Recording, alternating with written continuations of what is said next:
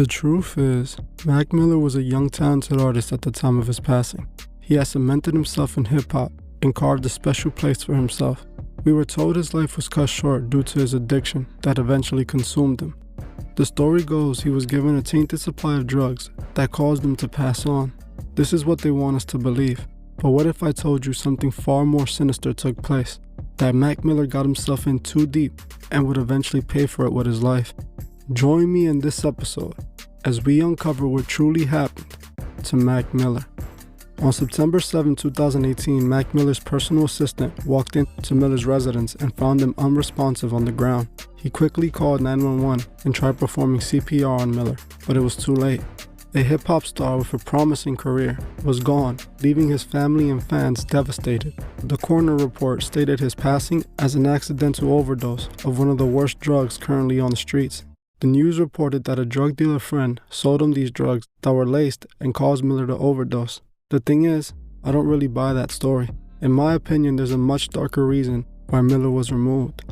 I have come to believe that Mac Miller knew he would be exiting the world soon, and was giving his fans signs before it happened. Mac Miller was a member of the Kabbalah, and the Kabbalah, for those who don't know, is considered the Jewish version of Freemasonry. They both follow similar ideologies. Miller and Ariana Grande were both a part of the Kabbalah, alongside many other celebrities. Mac Miller even dedicated his fourth studio album to the Kabbalah, naming it the Divine Feminine. The Divine Feminine is a part of the fundamentals of being part of the organization. It also represents to them the feminine side of God, which they in a way worship. Now, Ariana Grande's song God is a Woman should make more sense to you guys. I have come to believe that Mac Miller was initiated into the Kabbalah before creating his second album. Even his cover art for the album clearly shows an initiation. The album cover shows Miller sitting without any clothes on by a table with an apple sitting on it. On the right corner, you can see a golden angel coming down. This cover art reveals so much. The red representing sacrifice, the apple and the fallen angel representing Lucifer offering Mac Miller enlightenment. Just like Adam and Eve when they were in the Garden of Eden, running nude, he is representing the moment Adam and Eve disobeyed God. On this album, Mac Miller released a song called The Star Room, where Mac clearly states that he knows money is the root of all evil, but he still would do anything for it. He also raps that if he dies today, he'll greet the devil with a smiley face. Also, he admits to being associated with the Freemasons. Miller sold his soul to the devil and was clearly associated with the Kabbalah and the Freemason. I believe he knew his time was coming. In his video for the song Self-Care that was released just 2 months before his passing, he is depicting himself in a casket, and the look alone on his face, you can see him looking defeated. I couldn't help but to think of David Bowie, who also foreshadowed his passing before it happened in his music video. In his song Self-Care, he explains to us exactly what's going to happen in just 2 short months later. In the first verse, he raps, "Well, climbing over that wall, I remember it all. I swear the heights were too tall, so like September I fall. Down below, now I know that medicine will be on call. It's feeling like you're hot enough to melt." Mac Miller clearly admits he knew his passing was coming in September. He knew that the price he was going to pay for his fame and fortune was a burning end. He knew they would blame everything on an overdose.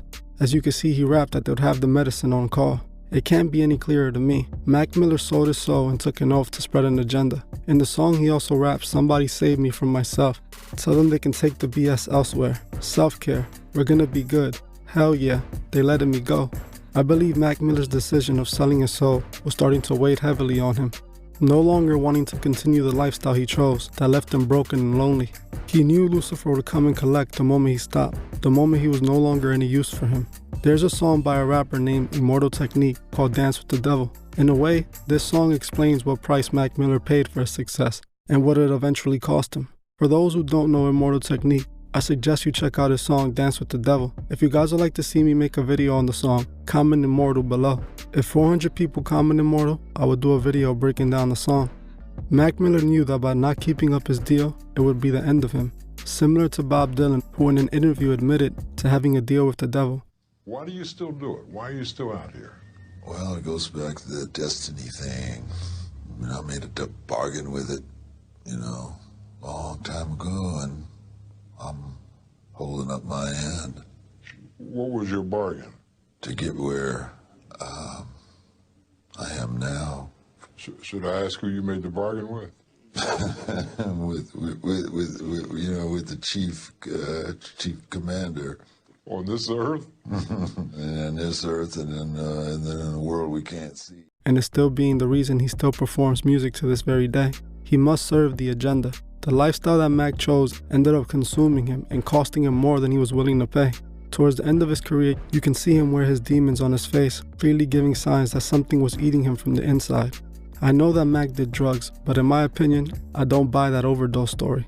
Mac wasn't an average Joe. He was a rap superstar who wouldn't get his stuff from a cheap dealer, who would have to lace his stuff. He knew this would be the story they would end up pushing. He knew that he would be sacrificed. Mac Miller, like many other talented kids, were tricked into something they didn't know will cost so much. It literally changed them. When Mac first came onto the scene, he looked happy and cheery. He was sort of a goofy rapper but mega talented. By the end of his career, he was barely recognizable, and all his joy seemed to be gone. I pray for Mac Miller and his family, and I hope he found forgiveness. If you guys would like to see me make a dark truth about Mac Miller, let me know below. There was a lot that I wasn't able to mention because it didn't relate to this video. Like I always say in this channel, we must remember what agenda is being pushed. We must remember what price these artists pay to be in front of our faces. They become puppets to something much bigger than they can imagine. As we listen to our favorite artists, we must remember what their true purpose is. We must not allow them to manipulate us and guide us in the wrong direction. We must remember to help those who can't see the truth, find the truth.